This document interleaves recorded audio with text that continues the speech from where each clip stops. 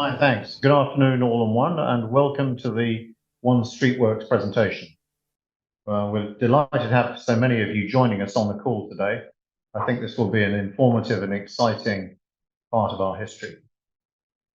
Through the successful creation and commercialization of the 1Streetworks SaaS offering, we have the opportunity here to transform the financial profile of 1Spatial, accelerating the group's transition from a services-led organization to a high-growth, high-margin software-as-a-service business. Software is the emphasis here. As many of you will know, I've been involved in the evolution of several successful young software businesses, and my view is that 1Streetworks will form the key of 1Spatial's potential. It's innovative, it's unique, very hard to replicate. It delivers compelling margin and cash generation for our clients. And importantly, having built in the cloud, it's scalable with high gross margins as the application service scales. The signing of the first contract with UK Power Networks provided the team with really important learnings as to how to take the offering to market and make a good success of it. And we'd like to use this session basically to take you through those learnings and our plan for penetration of what is a considerable addressable market here in the UK.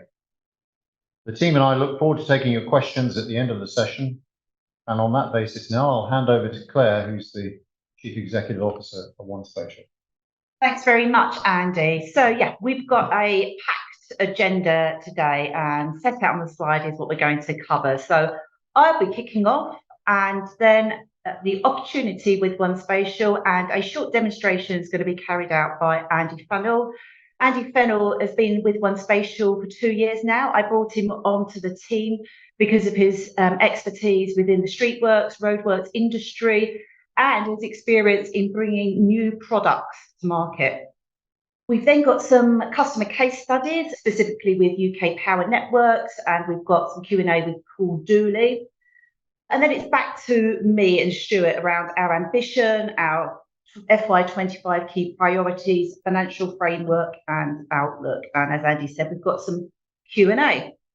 So just to kick off then, what is 1Streetworks? So I'm sure, unfortunately, this is a very familiar sight for everybody in the room.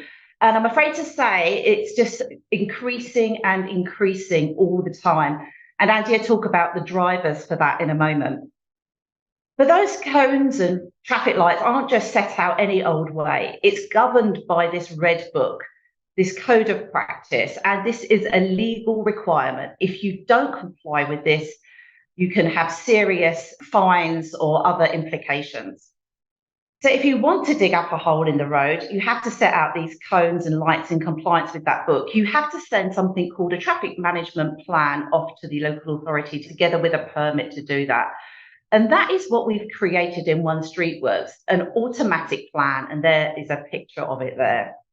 And what we have created is the first and only product in the market to fully automate the production of compliant traffic management plans. So currently in the market, it's very manual, it's very laborious, and it's really, really time consuming. What we've done is created a plan that's faster, cheaper, more accurate, and you can use it on a collaborative basis because it's all in the cloud. This really is transformational. So just to set some context about where 1Streetworks sits in the organisation of 1Spatial, and I'm sure many of you are familiar with this slide. So on the left-hand side, we have our existing enterprise business. This provides the expertise, the software platform, the reputation, and actually, importantly, the financial resources. We've been using this enterprise business to fund the operating cash flows to fund our SaaS-based business over the last 5 years. And we've invested 5 million into our SaaS-based businesses. Just going back to the enterprise business, our real key focus here is really been about growing annual recurring revenues. And you'll note in the latest trading update, our annual recurring revenues were up 70%. And a key geography for our existing business is the US. But our existing business, we're really looking to get double-digit growth, and we want to use the continued financial resources and facilities we have to fund the ongoing journey that we have with these exciting SaaS businesses. But today is all about 1Streetworks. And again, something that you will have seen before, this is our 1Spatial platform.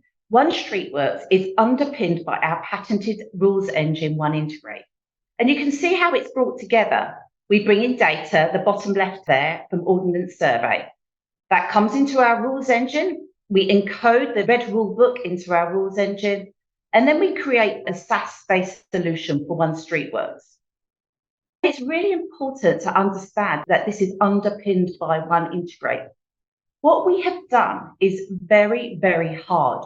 You need a spatially enabled rules engine. We deal with the most complex spatial data in the world, and that's why we've been able to do this. So we really have a fantastic competitive advantage here and a significant barrier to entry for anybody else trying to replicate. So I'd now like to hand over to Andy Fennel, who's going to talk more about the opportunity with 1Streetworks. Thank you, Claire. Hello, everybody. I'm Andy Fennel. I'm going to spend a few minutes now talking you through the opportunity. The way I'm going to do that is I'm going to spend a few minutes talking about the size of the market. So for us in 1Streetworks, that's the number of plans that can be produced by the system within the market. I'm then going to talk about how the money works. So how we get paid, how the money flows down from government through regulatory bodies and into infrastructure and ultimately results on roadworks on the road. And then I'm going to focus in a little bit on the electricity market. That's the case study you'll see later and our demonstration, just to show you the impact we have on those organisations, how we improve their cycle time to the speed they can do work, which is important to them, and also the cash flow in their business and the efficiency of those organisations. So I started with a small example on the left-hand side. You can see two pictures. And I think it's important what we recognise is that what the marketeers will show you, what the magazines will show you is banks of Tesla superchargers in car parks. That is not the reality for Streetworks in the UK. If we just take electrical vehicle charging, for example, the industry, the electrical supply companies have to build a significant amount of infrastructure in order to deliver on the government's aims. And they look like this. So the market a couple of years ago was about 2.5 million plans. The drive for things like electrification for vehicles, as well as telecom, broadband rollouts and fibre, has driven that market the last 12 months to about 4 million permits a year. So if you think you are seeing more roadworks on the roads and you're getting stuck at more traffic lights, there are more. The disadvantage for you is that you have to wait longer. The advantage for us is that it's a real opportunity for us to drive the revenue lines in the 1Streetworks. Importantly, that work that's going on the ground is underpinned by government money. So that's a very nice, stable revenue stream for us. It's very predictable. It operates on a cycle, a 5-year cycle I'll talk about in a second. And importantly as well in there, the organisations that are responsible for delivering this work, they can't do so with the current process that exists. And lastly, on this slide, to Claire's point, we have built an application which is extremely difficult to copy. Underpinning that is the geospatial, the geographic rules engine that Claire mentioned earlier in the deck. So if we look at critical infrastructure in the UK, such as farming and fisheries and DEFRA, but what we're really interested in is the organisations that do work on the UK's roads, and as a result of that, dig them up and do roadworks. And they're regulated by the likes of Ofgem and Ofcom, and it's funded by government typically on a 5-year cycle, and they call that a price control period, and the money that flows out of that is called a determination, and it has a value, and that is then spent over that period. And within the electricity infrastructure market, that's 22 billion over 5 years, and that period started last April. And that's really underpinned a lot of the work that we've done with UK Power Networks. Again, we'll talk about this in a little bit more detail. But what UK Power Networks have realised is that they can't deliver on a lot of their regulatory requirements without digitising their systems, improving efficiencies and making their business operate much more quickly. And that's also underpinned by Ofgem's aims. So what they would like to see is an electricity market, and this is the same for water and the other critical infrastructure utilities, one that is efficient, it drives innovation, better value for the taxpayers, and in the case of electricity, reduces the cost per kilowatt produced and delivered to the public. So that is really what's driving those industries. And as a result of that, they're driving programs internally, which play really well to the 1Streetworks offer. So if you look briefly at the electricity distribution market, we know those as DNOs. They have two jobs in the market. Their job is to either connect you, the public, or businesses to the electrical supply, and secondly, to keep the lights on, as those organisations would coin that phrase. And that's reactive work, so storm damage, and also proactive works. And if you look at the graph on the right-hand side, here is the nub of the challenge that they face going through the current price control period. And that is that the KPIs, the measures, the hurdles set by the regulator have increased significantly from the last period to this period. And what we've seen in our work with UK Power Networks is without using applications such as 1Streetworks, they can't meet those regulatory hurdles. And again, importantly, this is a sliding scale. So we're looking at the moment at what's called BMOX. But if a organisation overperforms, money flows in from the regulator to those businesses. So that's straight onto the bottom line of those organisations, improved margin, cash flow, etc. Equally, if they underperform, money is taken away from them. So they have less money to do work with, they underperform and they lose money. So that's broadly how that market is operating, about 4 million works a year, underpinned by government money, pushed down through the regulators and driven in terms of the market key performance indicators. And we play in that space. Okay, well, so what I'm going to show you now is a video. This is LinkedIn content.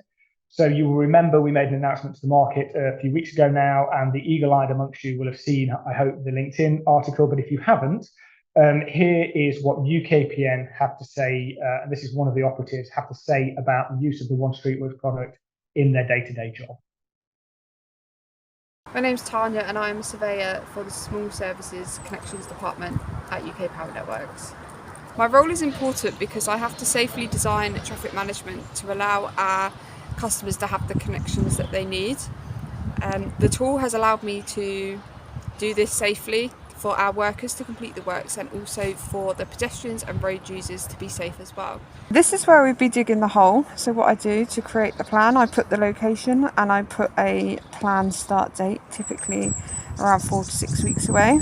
Once I've entered all that information, I generate the traffic management plan, and typically it takes about 3 minutes to produce. The advantages of using 1Streetworks is that it's easy to use. You can get the traffic management plan almost instantly, and we are seeing a reduction in the time taken for customers to get their quotations and their connection times getting the job booked in as well. Thank you. And just before I run into the next demonstration of the application, so you can see what it is, what it does, how it works, I think it's important just to pull a couple of points out of what Tanya said. So as at today in the market, based on conversations we have every day with the people that do works on the road, it typically takes about 5 days plus to get a traffic management plan turned around. What Tanya said to you then is in our application, it takes about 5. So that is the magnitude of the effect that we can have on the operational efficiency of an organisation, and that has a direct impact on the cash flow of the business, the delivery of their works, and ultimately the margins of those organisations. So without further ado, I'd just like to show you a demonstration of the system. Thank you. This is the sign-on screen for the 1Streetworks application. As you should be able to see, we're running in a browser. In this case, this is Google Chrome.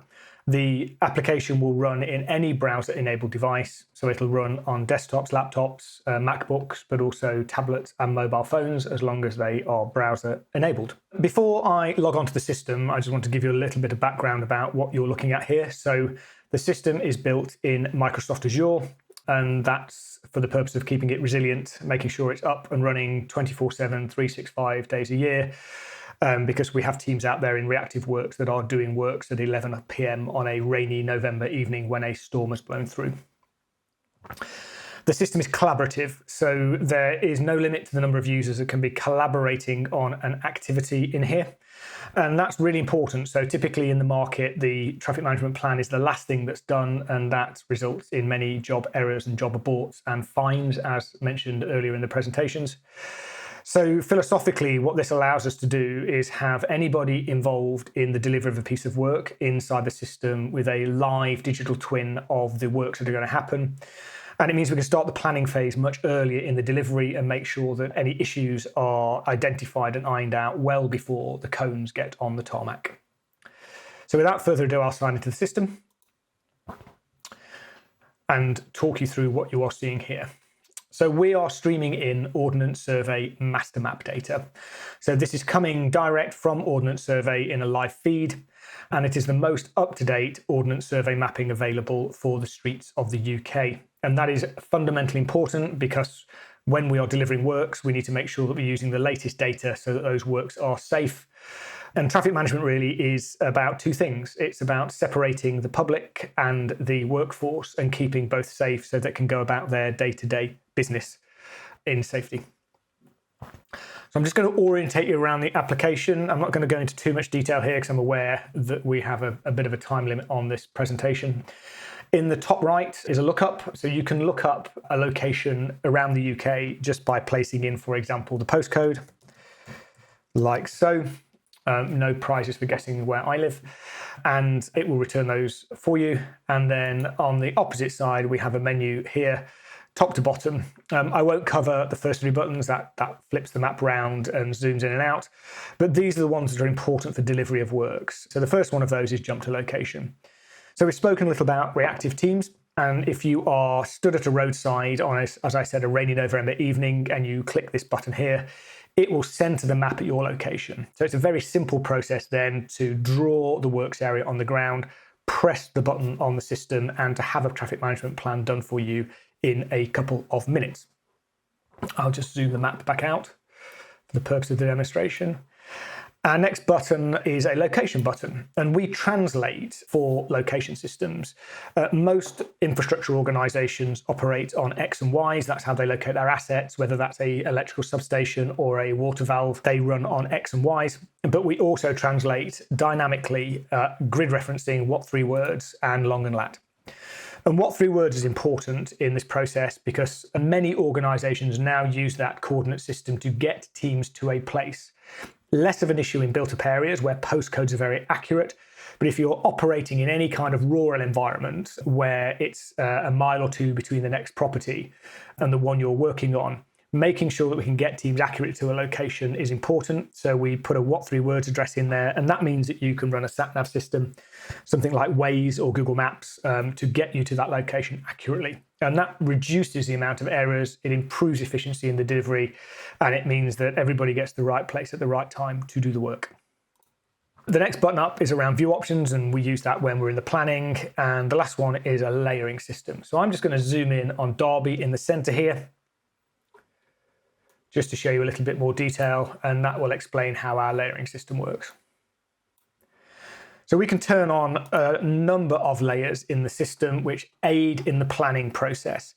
So well before works happen, there are hazards or things on the road that you need to understand and design into your works. So if I just click on the first one, which is transportation, you can see here that we've now got bus stops identified around this area. And if we were in London and or Nottingham or any of the other areas that have tram systems, then you would see the tram stops as well. But if we click on this, and this is important for the delivery teams, that bus stop has a name, but importantly, it also has an ATCO code and a NAPTAN code. And those codes are required if your works are over a bus stop or they affect a bus stop. When you're doing that bus stop suspension and you're moving that down the road, you need these codes. At the moment, and UKPN is a good example of this, the gangs that deliver the works, they waste about 20 to 30 hours a week trying to find out NAPTAN codes, having to drive to locations and look at them. So this system is already starting to deliver value even before you've started actually drawing on the screen and saying where I'm going to do the traffic management. I won't take you for now through the rest of these layering systems, but if you ever want to go through a demonstration with me in a bit more detail, I'm more than happy to do that. We can also swap our base mapping. We can change colour schemes, but more importantly, we can flick between the Ordnance Survey road mapping data that you can see here, and we can turn on aerial imagery. And that's great if we want to get a better understanding of the real world environment, if we're bringing cranes and those sort of things in, and we're trying to understand if there might be trees or other obstacles that might impinge on our progress. So back to our roadmap. And next we can turn on permits. And this is important because when we are planning works, we need to understand whether or not when we're planning might clash with other works that are happening. And for any of these permits, we can click on those and it will tell us some information about it. But probably the most important part of that really are the dates. So you can see here that Severn Trent under Derby City Council are going to do some work between the 5th and the 7th of March. Okay, let me just turn those permits off. And now I'm just going to show you how we do a plan. So if I click on one I prepared earlier, and I've done that so that you don't have to spend a bit of time watching me key details into a planning portal. But the whole process end to end takes about 5 minutes by the time you've arrived on site, located yourself, understood the environment and pressed go. And we add some additional data, things like pedestrian counts. And the reason we do that is because the busier a road, the higher the form of traffic management. So it might be that on a small road, we can get away with letting the traffic and the people sort themselves out. On a very busy road, we'll put traffic lights out and we might have to put a pedestrian crossing, those sort of things in. So I'm going to click auto generate the draft now. And in the background, what is happening now is our system is going back to Ordnance Survey and it's pulling in what's called web feature service data into the back end of the system. In that back end is also encoded the Red Book, that's the legislation as it applies to Streetworks. And the system is doing thousands of computational assessments around the road geometry. It takes into consideration the traffic and pedestrian data we've given it, and it draws the minimum safe compliant traffic management plan for this location at this time. If I compare that to the status quo, the way it's done in the market currently, the designers in the market using AutoCAD, it takes time to load this tile data. They will generally recycle that, so they will use old plans. We often see plans out that have inaccurate road data on because they've used old mapping data they happen to have to hand. So one of the important things in 1Streetworks, and really that underpins the safety message, is it is as up to date as it can be and delivers the most accurate traffic management plan that can be done at that location. And this is going to take a couple more seconds, and then it's going to put out a traffic management layout for us. And there we go. That's put out quite a complex one, actually, a 5-way set of lights. You don't see too many of those on the UK roads. Mostly what you'll come across are 2-way lights on roads, and you'll have to sit for a little while. This is quite complex. And really, that's reflective of how good the system is. It is capable of producing highly complex traffic management layouts across all of the UK's roads, not the strategic road networks, so not the motorways, but anywhere where Streetworks is required in the UK. And I'll end the demonstration there. There is a lot more to see in this application. And if anybody, as I said, would like a more thorough demonstration, I'm more than happy to speak at a point in the future. Next, I'd like to move on to a case study. Let me take you through how that applies in the real world to doing jobs on the road. And I'll let you read some of this text yourself, but I'll just talk to you in a summary around what's happening here. So this is an activity we did with UK Power Networks last year. We worked with their small connections team, and they're the people that will connect you to the mains when you need to install an electrical vehicle charger or air source heat pump or similar to that. And UK Power Networks is one of the biggest suppliers in the UK, so about 30% of the UK population. And they're split into 3 operating divisions, and that's important. We'll talk about that as we look at how we're going to build out Streetworks this year as a revenue line, and then where we're going to go through into next year. When we engaged with that organisation last year in their small connections team, they were failing their off-gen measures. And if you remember my comments earlier, that means cash flows out of their organisation back to the regulator. So there's less cash in their business to run and operate that organisation. And we ran about 10% of the new connections team's work, so something between 300 and 500 or so plans over a short period of time, about 10 weeks, with that organisation. And we drove their performance measures, so you'll see them here as time to quote, time to connect, and customer service, but we drove all of those down below the threshold that drives the maximum cash into that business. And we've put approximate numbers in here for you, and this would apply to any of the electricity companies in the UK. But essentially, when we plan in 1Streetworks, there is the opportunity to drive somewhere in the region of around about £1,000 worth of value back into the business, of which north of £800 is typically cash in from the regulator. So what that case study proved to us and proved to UK Power Networks is actually that shifting to the 1Streetworks application has a significant benefit on a number of levels for that business, not just in terms of customer service and getting their jobs done more efficiently and more quickly, but actually on the bottom line of that operating organisation. So you've heard me talk about it. I think it's probably important now that we hear Paul Dooley talk about it. So we've been working with Paul for quite a while now. He's a real advocate of the system, hence he's willing to come to a forum like this and talk to you all about what we've been doing in that business. So I'll just run the video now and you can hear Paul speak for himself. We did a trial within our small services connections team. So their small services are domestic and non-domestic new services. So supplying up to 4 services per application, single phase, up to 3 phase, up to 100 amps. So just to give you a context of what it is. So someone's building a new property, extensions, etc. So they do alterations, domestic and non-domestic properties as well. So customer calls in, asks for a quotation, surveyor goes out to the site, provides a quotation, and then obviously we can then schedule the job. It was good. We looked at things like average time to quote, average time to connect, which are key measures on UK Power Networks, as well as broad measure of customer service and how could we positively influence those. So we found that certainly on the average time to quote, we saw some positive impacts on that, and also on the average time to connect. It was a bit more difficult to find the broad measure scoring element, but that is something that we know if we can hit the other two, that should feed the broad measure as well. I think it was well received, certainly within the small service department. It's a fast-paced, moving piece, if you like, and we always akin our works to you're fixing a car while it's moving along. It's that kind of scenario. It was well received. The team were enthusiastic. We've got some champions now within that team as well, and they can see the actual benefits of what we trialled last year. So yeah, and then we looked actually, could we use it in other departments? What else can we do next? So yeah, positive.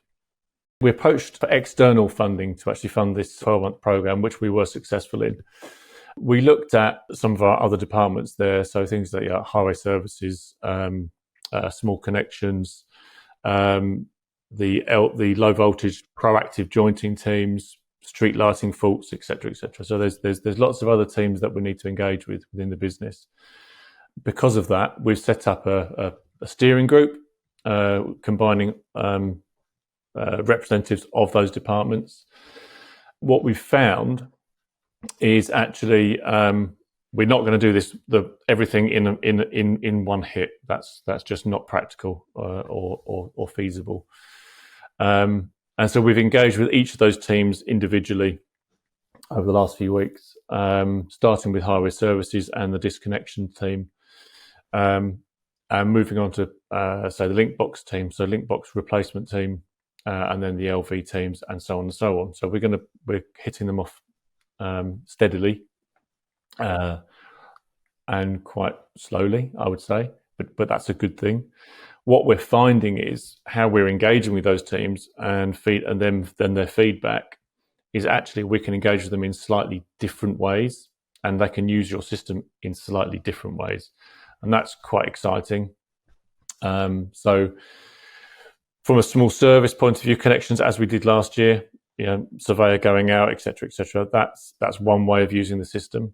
What we've discovered, say, with our link box program, well, we have a mapping layer of where our link boxes are, and we've got a set number of those to exchange over the year. So we can actually run your system slightly differently from a surveyor going out there. We can actually upload our data into your system and extract the plans en masse, if you like, and then we can do our survey from there. And that's a different way of doing it, not the one we've thought of. So that was quite exciting. We had a job in Gillingham, which would normally have come through as a road closure. And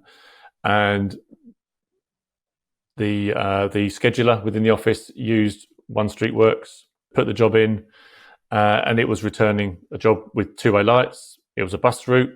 and the road width could be maintained safely for the buses. So actually, it was a bit of a good news story. So we actually managed to safely and compliantly deliver that job without closing the road, because the mapping and everything else was suitable and compliant and allowed us to do so. So it was a real positive for the customer. It was a positive for us, and a positive for the local authority as well. So that was a really good news story. The other benefit, of course, of the accuracy as well as compliance and safety is speed. So is how quickly can we produce scenarios compliantly, consistently, so we can actually improve what we're doing out on the public highway to reduce public dissatisfaction, if you like, in terms of disruption. So we're hopefully getting it right more times than we were before. Okay, so I just want to pick up on a couple of points Paul made before I run everybody through this slide that you can see in front of you, just around the Gillingham works that he spoke about, and what that actually does for 1Streetworks in terms of how we go to market. So Paul talked about Gillingham. He talked about the fact that we didn't have to put a road closure on. We managed to do what's called two-way lights. Again, you'll have all sat at a few of those over the years, I'm sure. From a customer perspective, a road closure costs that customer about £5,000. A set of two-way lights costs that customer about £500. So the impact it has on the price to the customer by being able to plan, replan, scenario plan, do things very agile in an agile way has a significant impact on that customer. What that drives is that customer service score. So when a customer gets a brilliant level of service and the cost brought down in that kind of way, they get a great BMOC score, and that feeds that money through into the organisation. From a local highway authority perspective, it means that they don't have to put up with the road closure, the diversion, they don't have to divert the bus route, and all of those sorts of things. And that creates for us in 1Streetworks advocates in the highway authorities as well. So if you go and have a look at the UK Power Networks website, have a look at their news feed, you'll see an article in there, and you'll see a gentleman called Matt Jezard, who runs all the Streetworks in the Surrey area, saying basically that, saying that actually using the 1Streetworks system is better for the highway authorities, as well as all of the other benefits that it delivers into UKPN, in this case, the electricity supplier. So talking about what we're going to do with UK Power Networks over the coming months. We are currently working in what is on this page on the left, Area 1, which is Southern Power Networks, so the operating organisation down there. And that's where this 12-month licence is focused. The 12-month licence is effectively two parts. One, it maintains access to the small connections team. So that was a case study, and they'll continue to use the system, continue to hit their scores for this year, which is great news. And we'll also work as we go through the latter part of this year with the other small connections team in what we can see here as Area 2 and 3, and that is the London area and the Eastern area, including Cambridge, Ipswich. And then, as Paul said, we are also now rolling out into the other operational areas, and they're listed here from highway services down to highway operations. But essentially, we're working with each of those teams to make sure that 1Streetworks is implemented in the most effective way for those parts of the business. And you heard Paul talk about link box versus disconnections, and we will make sure that it delivers the maximum value that we can for each of those operating parts of the business. What that allows us to do through the remainder of this year, as we get into sort of mid-year, is have a really, really solid business case. And we are working with the heads of functions on this as we speak for the further rollout of 1Streetworks across UK Power Networks into a multi-year license. So that's our objective, really, and their objective too, shared objective. And we will pick up the rollout into London and Eastern Power Networks as we get through the latter part of this year. And the reason we're doing it in that sort of order chronologically over that period of time is this is a big organisation that does a lot of work. So we have to do this in a well-managed, well-controlled way that doesn't disrupt their business, which drives efficiency, drives value, and delivers a brilliant result for them. And doing it that way will allow them to drive their business, also allows them to advocate for us, which is effectively what we do. So if we look at the rest of the electrical distribution in the UK, then from our perspective, the UK Power Networks work that we've done very much becomes the blueprint for that industry. So all of the organisations you see here, everyone from Scottish and Southern all the way down into National Grid down in the southwest and across the Midlands, all of those organisations have the same measures. Now, their operating models will be subtly different, so we're going to have to spend time with them understanding those. But we know, because we have a really good base of evidence now, that we can take their performance measures, the thing that drives their operational efficiency, drives their cash flow, drives their performance, the things that Ofgem want them to drive and their leadership want them to drive, and we know we can impact that significantly for those organisations. So that is our plan broadly for this year and into next, as well as the other sectors we operate in, but this specifically around the electricity companies, we are going to be in there really talking about the story that we've done for UK Power Networks and delivering benefit across that industry. Right, I'm going to continue now with our ambition and our key priorities for FY25. So our vision is to be the #1 provider of automated compliant traffic management planning. And currently we are just doing this for low speed roads in the UK. It excludes the strategic road network, which is higher speed roads, as Andy mentioned earlier on his demo. So just low speed roads. Our financial ambition for year 5 is to organically grow the revenues to 40 million of annual recurring revenues and have a SaaS business EBITDA margin on that. And I think, at this moment in time, we feel like that is an achievable target based on where we're looking to roll out our plans. And I suppose from my perspective, I would be disappointed if we didn't make that 40 million. So we've set out some key target sectors that we're going to focus on in FY25. So firstly, the utilities. As we've already talked about, we've got a really good advocate in UK Power Networks, but we've also got the gas, we've got water, we've got telco in that sector as well. We've then got the tier 1 contractors. Now, these tier 1 contractors are the real maintenance contractors, and they are the likes of the companies like Kia, Milestone, previously Skanska. They really help build the infrastructure on behalf of the utilities. And then we have traffic management companies that actually put the cones on the ground. We'll do more broad traffic management as well as the plan. But they're really our 3 key sectors of focus during FY25. And there are a number of other sectors such as local authorities, rail and Transport for London that we're looking at in FY26. But actually, by virtue of doing the work with a number of utilities, we are actually already talking to a number of the local authorities such as Surrey and Kent.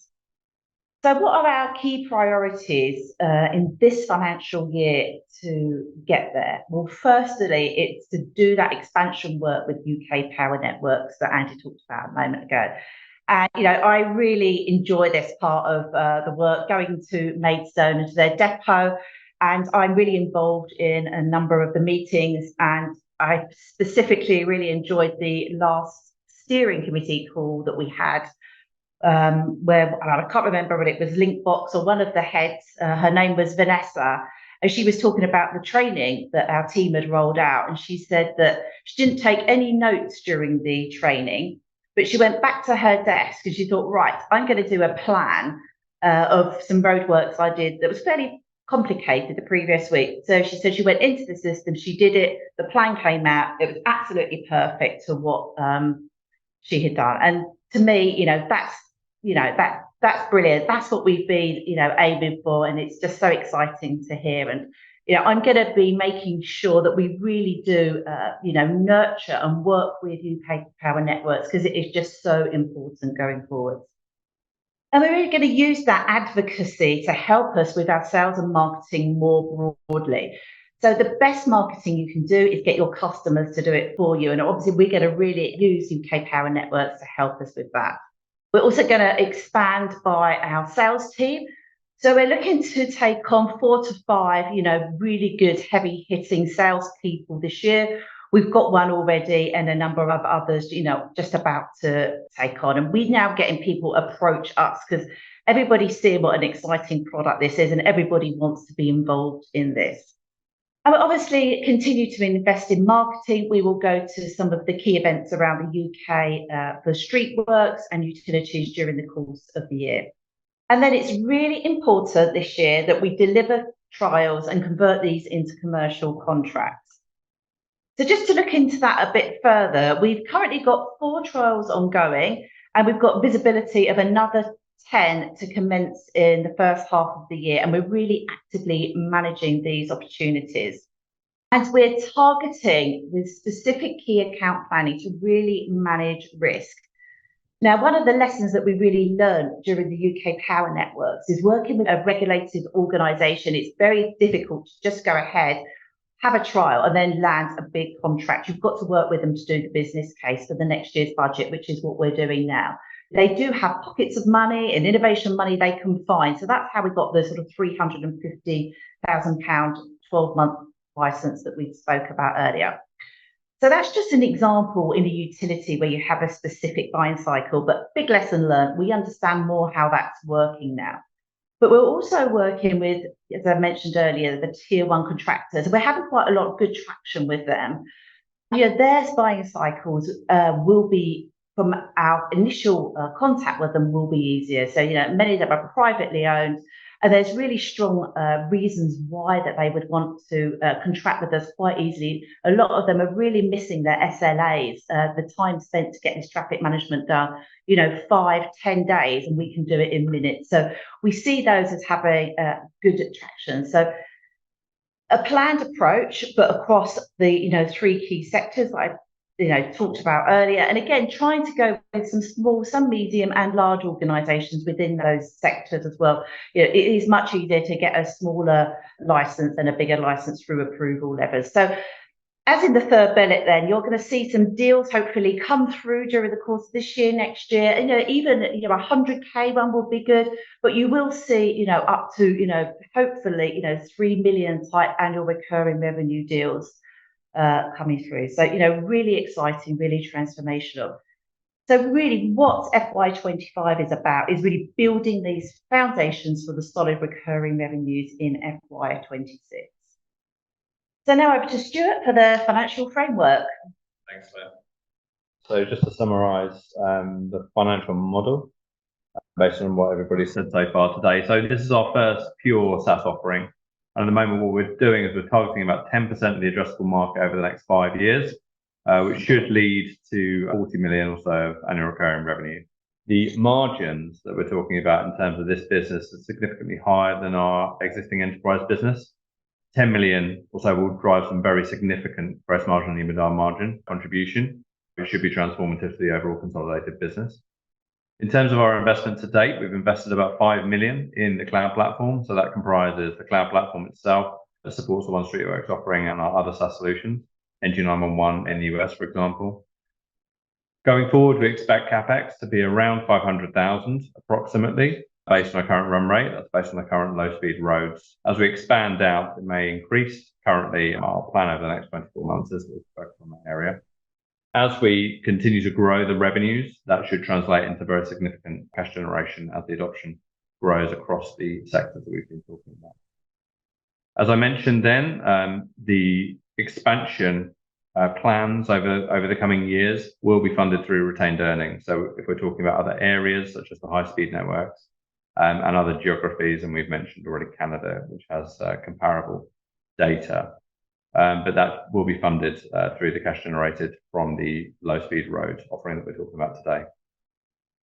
As I mentioned then, the successful execution over the next 5 years will absolutely transform the group's financial metrics. And we should see double-digit growth in both gross margin percentage and EBITDA percentage over the next 5 years, consolidated level.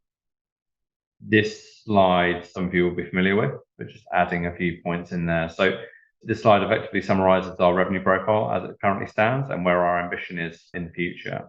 So while there aren't any timescales associated with this, our ambition over the next 5 years is to get to a significant proportion of our revenue being generated from SaaS revenues and other recurring sources. So we're looking at a revenue profile in the next 5 years of 75-25 recurring, non-recurring revenues. The plan for the business is to focus really on, over the next 5 years, of transitioning to a fully SaaS cloud-based model, and that will have a transformational impact on the margin of the overall consolidated group. What we've seen so far is we haven't seen very much in the way of SaaS revenue being recorded so far. To touch on the trading update that we gave yesterday, the revenue and EBITDA, which has very little in the way of SaaS contribution in it, was in line with market forecasts, 32.1 and 5.5. And also to touch on the cash position compared to the same time last year has decreased due to the planned investment that we've had, but it's notable that we've got adequate facilities to support any future growth activities, notably the 1Streetworks activity. So that's really it on the financial side. So just to hand back to Claire on the outlook. Thanks, Stuart. So really just want to recap on the key points that have come up during the course of this presentation, and it really is an exciting outlook. So, firstly, we've developed and commercialised a disruptive technology through our own resources to take advantage of a £400 million market. UK Power Networks is a powerful advocate and has considerable expansion potential within its network. As Andy mentioned earlier, they're saving up to around £1,000 per plan using our system. And looking at those BMOC scores, I'm wondering how any of the other utilities are going to manage to achieve that, given the current state of doing this sort of street work planning and those KPIs that need to be achieved. We've got 4 trials in operation with 10 more in discussion. And as I mentioned a moment ago, we're really investing in our sales team to increase bandwidth and help maximise the revenue potential. And, our 5-year ambition is to get to 40 million of annual recurring revenue. And I said earlier, I'd be really disappointed if we didn't get that over the next 5 years, given, the potential for some of the size of these contracts with utilities in terms of UK Power Networks doing 90,000 plans a year across the whole of UK Power Networks. And as Stuart said, this really should drive a fantastic EBITDA margin and has the potential to transform the group. And I think we're now on to the Q&A. And we'll go to Harry Evans at Singers. I guess it's a question about applicability.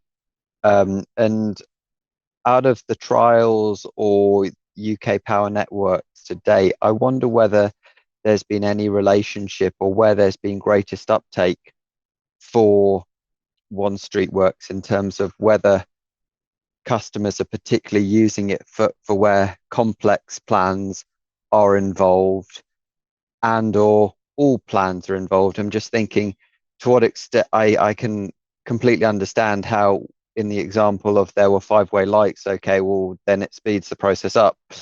But if there are 2-way lights, are customers going to use it? And therefore question is the 4 million of roadworks really the TAM, or is it actually a rather different number because of that, if you see where I'm coming from? Yeah, okay. So I can answer that really simply. You do not know the type of traffic management you need as a location until it has been planned. So what happens currently in the market is when one of those 4 million pieces of work needs doing, a traffic management planner, an individual running an application like AutoCAD is approached and they produce that plan. And that plan could be simple, so what we call give and take, which is you get to decide who goes first, all the way through to those more complex layouts. But you don't know that until you've assessed the site and drawn the plan. So every plan will get drawn. So the addressable market for Streetworks is every plan that is drawn, which is that 4 million. So no, you won't see, or you shouldn't see people not having to use the system because they've got to get a compliant plan out, and they can't get a compliant plan out, certainly not at the volume they need, without being able to use a system like Streetworks to automate. Great, thank you very much. And we'll go to Anna Pugh at River Global. Ours is a similar question to ones that you've had already, but just around the 40 million ARR, so the 10% market share that implies. Could you just give some colour as to what assumptions you've made to get to the 10%, how we should think about between the different categories, the size of the opportunity, in terms of how the addressable market split, and how we should think about that other 90% that isn't being addressed? Well, I would start with saying, as I mentioned before, I think it's quite a prudent assumption we've made that we can get to over 5 years. So if you look at UK Power Networks, which is, 90,000 plans, we don't see any reason why over the course of the next few years. We can't be doing all of their plans. It's a very sticky tool. It is really transformative. So I suppose in a way it was a prudent estimate of where we thought we could get to in terms of 10% of the market.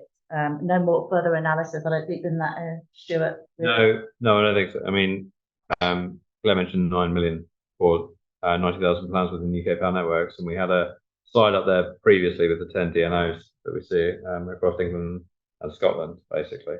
So if you were to take similar size ones multiplied by 6, you come up to your 40 million. So our target market is sort of a split to small, medium, large customers. But if you were to just to look at those 6 out of 10, you're almost approaching the 40 million. So we think it's quite prudent. Great, thanks. And I guess just in terms of the trials that you've had so far, other than the length of the sales cycle, is there any reason why people haven't, been wanting to actually convert to a contract, or what's the kind of feedback that you've been having? So that, Andy? Yeah, sure. So it's been interesting, is probably the best way to describe it. But as a case in point, on an earlier slide, I showed that the utilities were already engaged in quite significant digital by default or operational efficiency drives. So there are a number of big capital programs operating in those organisations on an ongoing basis. And what we found with a number is the answer has been, yes, Streetworks is great and we want to do it. Actually, we need to finish the rollout of SaaS, or we need to finish implementing NetSuite from Oracle, those sorts of things. So typically the challenge has been around the bandwidth in those organisations as opposed to the business case.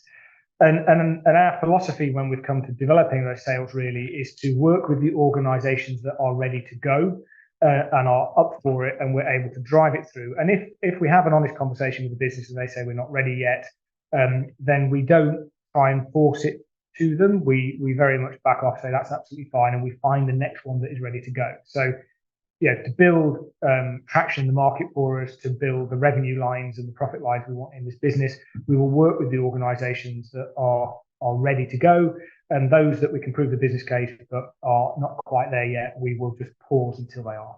Would you say also, Andy, that the adoption by UK Power Networks is really going to move the market? They're probably our most interesting and powerful. It has been interesting. So when UK Power Networks put the press announcement out and when they posted on LinkedIn, feel free to have a read of the commentary. We got a flood of incoming from people we'd spoken to previously, actually, and I think that was very much reflective of 12 months ago. The question on people's lips was, what is 1Streetworks? How does it work? How might it help us? And the narrative in the market has really changed now. So the conversation we're having with people now is, right, now we understand the value. We've seen what you've done in UK Power Networks. How do you apply that to our business? And that inevitably will also have an impact on shortening those sales cycles a little. I'm not going to commit to how much because I don't know at this stage, but certainly we're not having the same conversations in the market now. It's much more around how do we get the benefit and the value? How do we implement? How do we trial? Not should we? Is there any risk of customers kind of trying to develop their own solution internally, or are you having any conversations like that? We're not having conversations like that. So my background, as Claire alluded to at the start, is 20 years in critical infrastructure, several years in traffic management. And it's definitely something we looked at when I worked in my previous company, which was the largest, or is the largest, of the traffic management businesses in the UK. So what I would say is it's incredibly difficult to do, and you need a geospatial rules engine to do it. And to my knowledge, and I spent a lot of time looking when I was at my previous employer, 1Spatial is the only people, the company I now work for, that has the capability of doing that in the market. And we'll go to Hayley Palmer at Canaccord.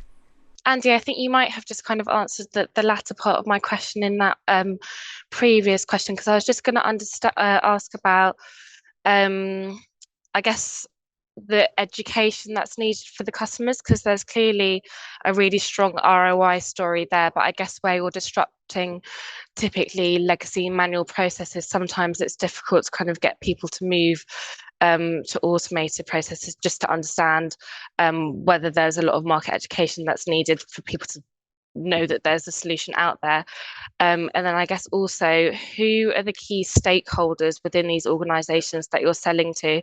Because I can see a lot of heads within the organisations being attracted to this. Do you need all of those heads to sign off on it, or is there kind of one main person that you need to get on board? Okay, right. Let me answer the second part first. So UK Power Networks is a great example of the model. So ultimately, the economic buyer, typically the CFO, signs off on these licenses. So the business case has to be robust and it has to deliver results onto the bottom line. So that's really the crux of it. But the purpose of these trials is to build that business case and demonstrate really quickly the benefit it gives. And that really allows us then to have a better conversation with the senior people in the organisation. Very much what we did with UK Power Networks. We're very well connected through the operational teams all the way up to the top of that business. So that has worked really well for us. In terms of education, let me answer that in two ways. One, in terms of the system itself, and Tanya spoke about this, it is incredibly easy to use. And the benefit of that is the people that we show it to can understand really quickly actually how it inserts into their day-to-day job. And we spend time, like we did with UK Power Networks, doing a bit of business process analysis so we can understand what the current state is and where we need to get it to. And that's not a particularly difficult piece of work for us to do. And certainly in the case of UK Power Networks, it was very simple to understand how we would drive value. And then in the market, in terms of education, we put a huge amount of effort last year into our brand awareness and marketing. But the benefit of that actually for us as an organisation is by the time we got to sort of Christmas of last year, pretty much all of the industry players we needed to understand what we did. So whether that was the highways authorities, whether that was the utilities, the tier ones, all of them pretty much now know what 1Streetworks is and what it does. They were at that point still a little bit, how does it apply to us? But with the publicity that we got from the UK Power Networks work that we publicised, as I said earlier, back in February, it was now with them, that again has changed that conversation. And we've got a question from Richard Fowler at Raymond James. I'm just thinking a little bit about risk.